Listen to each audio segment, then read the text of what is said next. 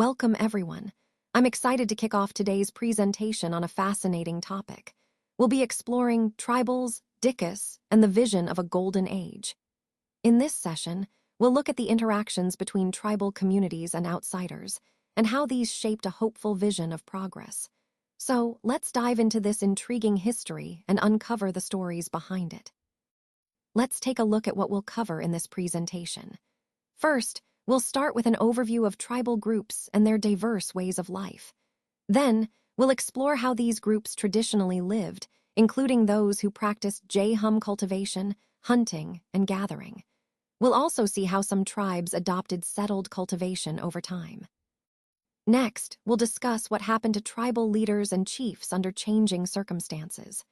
Moving forward, we'll examine the impact of colonial rule on tribal communities, especially how it affected their livelihoods and social structures. We'll also look at the challenges faced in trade and how that influenced their economies. Furthermore, we'll take a closer look at notable tribal figures like Birsa Munda, who played a significant role in tribal history. Lastly, we'll consider the search for work and the ongoing struggles faced by tribal people today. Throughout this journey, you'll see how these different points connect to the larger story of tribal life and change over time. Let's take a closer look at the overview. The customs and rituals followed by most tribes were quite different from those laid down by Brahmins. Unlike the caste-based society we often think of, these tribes did not have a rigid division of caste.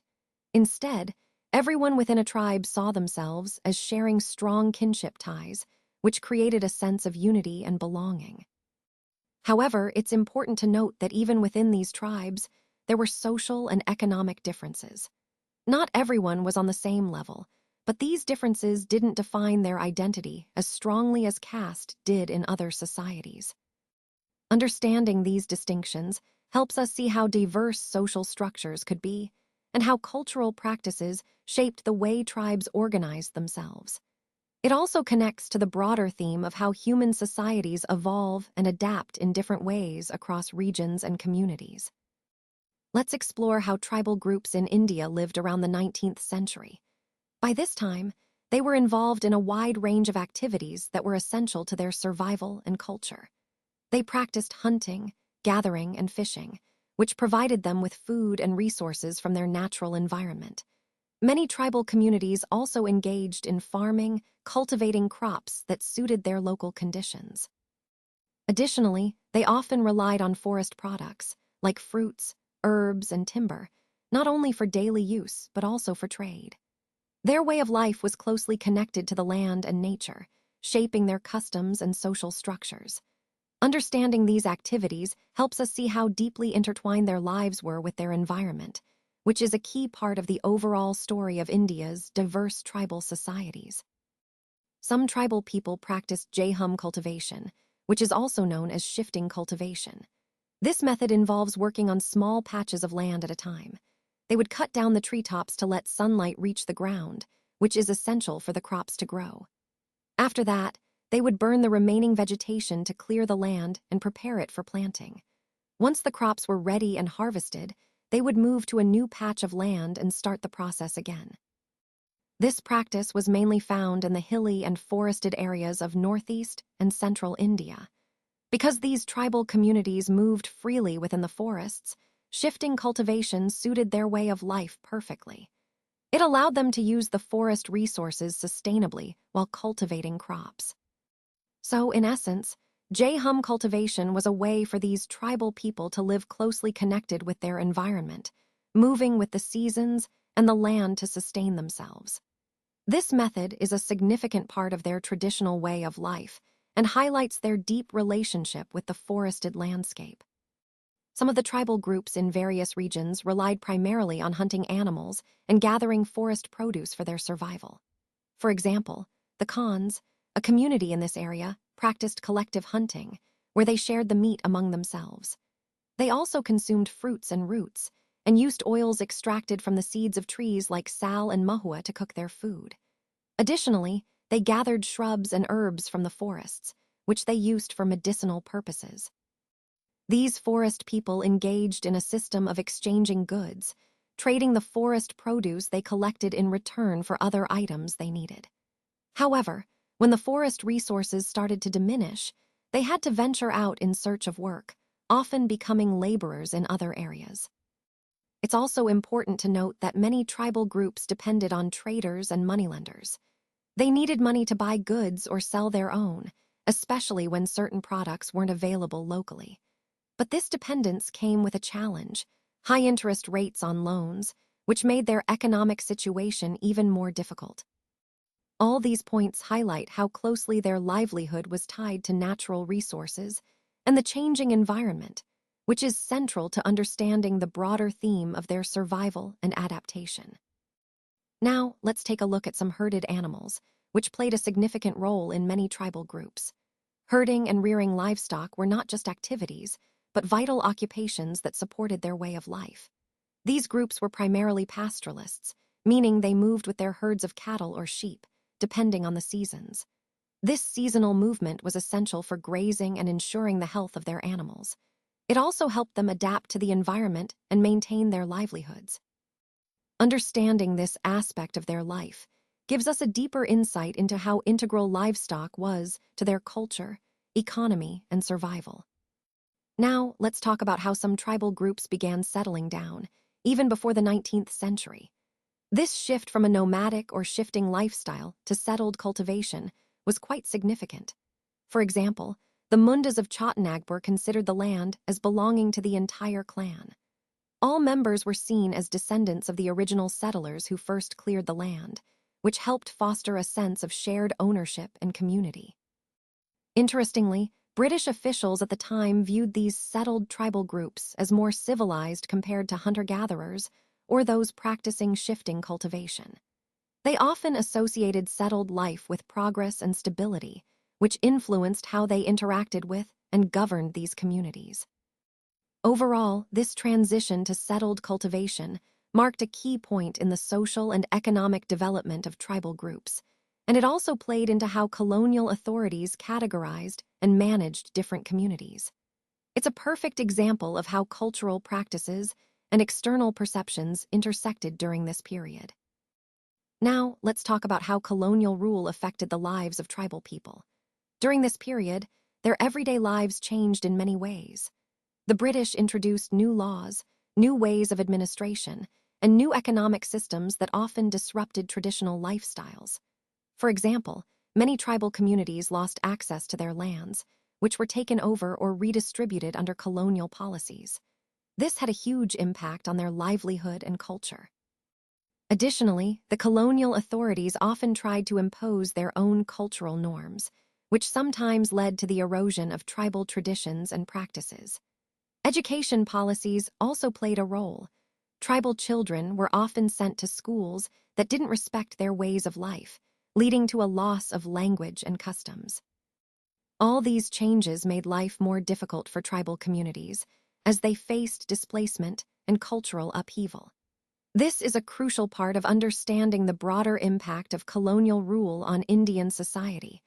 It wasn't just about political control, but also about deeply affecting the lives and identities of tribal peoples. So let's talk about what happened to the tribal chiefs during this period. Before the British arrived, these chiefs were quite important figures in their communities. They held a lot of economic power and had the authority to govern and manage their territories. Their role was vital in maintaining order and supporting their people's well-being. However, with the arrival and establishment of British rule, everything started to change. The powers and responsibilities of these tribal chiefs were significantly reduced. They no longer had the authority to administer their regions as they once did. Instead, they were now required to follow laws and regulations made by British officials in India. This shift marked a clear move from local, traditional authority to control by the British government. It's a crucial part of understanding how British rule transformed not just the political landscape, but also the social and cultural structures of these communities. It reminds us that colonial rule often meant the erosion of local power and autonomy, which had lasting impacts on the people and their leadership. So, what actually happened to the shifting cultivators under British rule? Well, The British favored settling tribal groups because they believed it would make controlling and administering these communities much easier. They saw settled peasants as more manageable than those practicing shifting cultivation, or J-hum. To enforce this, the British introduced land settlements, which were essentially a way to measure land, define who had rights to it, and set a fixed revenue demand for the state. The idea was to create a steady revenue stream for the government. However, when it came to the J-hum cultivators, the British efforts to settle them were not very successful. These communities strongly valued their traditional way of life, and many resisted these changes. There were widespread protests against the land settlement policies, and ultimately, the British had to back down. They allowed the shifting cultivators to continue their practices in some parts of the forest, recognizing the importance of respecting their traditional methods. This whole episode highlights the complex relationship between colonial policies and indigenous practices, and it ties into the broader theme of how colonial powers tried to reshape local societies and economies. Now, let's look at how forest laws impacted tribal communities. When the British came, they classified some forests as reserved forests mainly because they wanted to extract timber. This meant that tribal people were no longer allowed to enter these forests freely, which was a huge change for their way of life. But there was a problem for the British. They needed laborers to work in the forests, especially for activities like timber collection. So, the colonial officials came up with a solution. They decided to give small patches of forest land to J-hum cultivators, who were traditional farmers practicing shifting cultivation, and allowed them to continue their farming.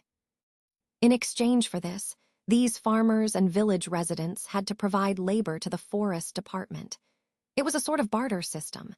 However, many tribal groups didn't accept these new rules. They continued their traditional practices, which the colonial authorities declared illegal, and some even rose in open rebellion against these restrictions. This highlights how colonial forest policies deeply affected tribal communities, disrupting their traditional ways of life and leading to resistance. It connects to the broader theme of how colonial rule changed social and economic structures in our history. So let's talk about the problem with trade during the 19th century. As this period progressed, traders and moneylenders began coming into the forests more and more often. Their main goal was to buy forest products, but they also offered cash loans and persuaded tribal groups to work for long periods of time.